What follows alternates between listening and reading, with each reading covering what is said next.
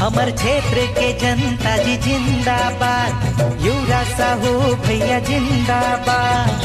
धन्यवाद धन्यवाद धन्यवाद, समस्त मतदाता मन ला धन्यवाद आभार। हमर जनपद सदस्य बढ़िया बन गे जी, हमर युवराज साहू भैया। क्षेत्र के जनता जिंदाबाद, युवराज साहू भैया जिंदाबाद। हमर जनपद सदस्य बढ़िया बन गे जी, हमर युवराज साहू भैया। क्षेत्र के मान बढ़ाही जी, हमर युवराज साहू भैया।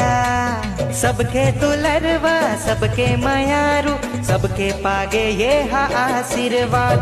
क्षेत्र के जनता जिंदाबाद, हमर युवराज साहू भैया जिंदाबाद। क्षेत्र के जनता जिंदाबाद, हमर युवराज साहू भैया जिंदाबाद।